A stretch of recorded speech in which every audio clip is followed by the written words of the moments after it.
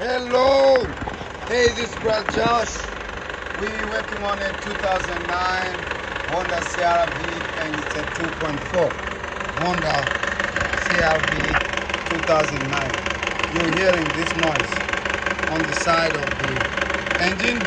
That noise is coming from the belt tensioner. Look at it. You see that? If I go in there,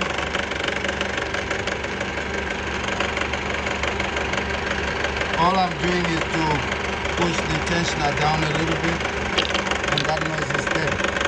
You don't have to necessarily go in there. Look, it's all gone.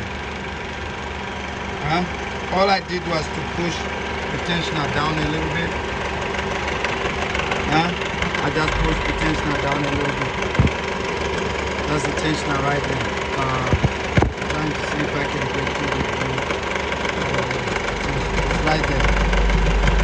See the tensioner right there? Yeah. That's it.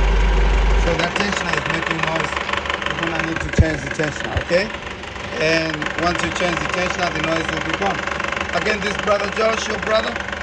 Stay blessed, okay? And enjoy driving your CR-V. Bye.